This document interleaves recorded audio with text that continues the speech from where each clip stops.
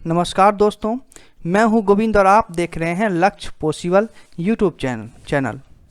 आज का video Lalit Narayan Mithila university के उन स्टूडेंट के लिए है जो ऑनर्स में हिस्ट्री लिए हुए हैं। हिस्ट्री ऑनर्स पेपर 7 से कुछ सेलेक्टेड प्रश्न मैंने इस वीडियो में लिया है। तो 10 ऐसे मोस्ट इंपोर्टेंट जीके जीएस के प्रश्न हैं आज के वीडियो में हिस्ट्री पेपर 7 से, जो आपके आने वाले किसी भी एग्जाम के लिए काफ़ी ज़्यादा इंपॉर्टेंट होगा।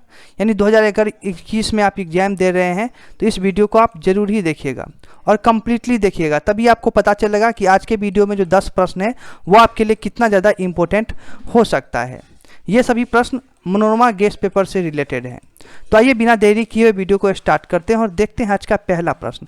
अगर आप इसका पीडीएफ फाइल भी लेना चाहते हैं तो आप नीचे डिस्क्रिप्शन से डाउनलोड कर सकते हैं, या मैं आप वीडियो के लास्ट में अपना व्हाट्सएप नंबर बताऊंगा, वहां से भी आप इसका पीडीएफ फाइल ले सकते हैं। पहला प्रश्न है कि आतंक के राज की शुरुआत क्यों हुई थी।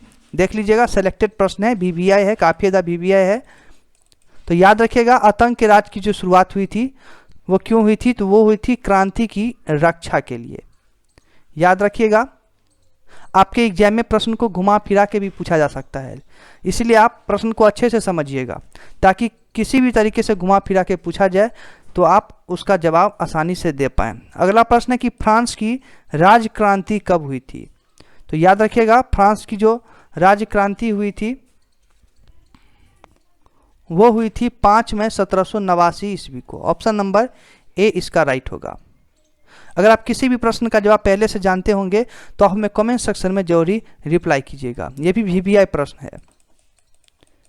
अगला प्रश्न है कि 1789 की फ्रांसीसी राजक्रांति के फलस्वरूप यूरोप में, यहाँ तक यूरोप में दिया हुआ है और ऑप्शन को आप पढ़िए, पढ़ने के बाद आपको पता चल जाएगा कि इसका राइट आंसर क्या होगा, क्योंकि एग्जाम में इसी तरह से प्रश्न पूछा जाता है। तो देखिए, इसका राइट आंसर हो जाएगा ऑप्शन नंबर बी, साहित्य की प्रगति हुई। यानी 1789 की फ्रांसीसी राजक्रांति के फलस्वरूप यूरोप में जो है वो साहित्य की प्रगति हुई। ऑप्शन नंबर बी राइट होगा। अगला प्रश्न है कि फ्रांस में गुलामी प्रथा कब समाप्त कर दी गई थी। ये भी इंपॉर्टेंट प्रश्न है। अगर आप इस प्रश्न का जवाब पहले से जानते हैं तो आप कमेंट सेक्शन में जरूर ही बताएं। तो याद रखिएगा, फ्रांस में जो गुलामी प्रथा समाप्त कर दी गई थी वो कर दी गई थी 1833 ईस्वी में। नीचे ऑप्शन है, ये इसका राइट आंसर हो जाएगा 1833 ईस्वी में। अगला प्रश्न देखते हैं। अगला प्रश्न है कि फ्रांस और ऑस्ट्रिया के बीच पेसबुर्ग की संधि कब हुई थी। यह भी इंपॉर्टेंट प्रश्न है। तो फ्रांस और ऑस्ट्रिया के बीच जो पेसबुर्ग की संधि हुई थी वो हुई थी कब, तो 26 दिसंबर 1805 को। ऑप्शन नंबर बी इसका राइट होगा। अगला प्रश्न देखते हैं और अगला प्रश्न है कि यूरोप का मरीज किसे कहा जाता है। तो यूरोप का मरीज किसे कहा जाता है, तो तुर्की को कहा जाता है। ऑप्शन नंबर डी इसका राइट होगा। याद रखिएगा, यूरोप का मरीज किसे कहा जाता है, तो तुर्की को। अगला प्रश्न है कि युवा इटली नामक संस्था का संस्थापक कौन था।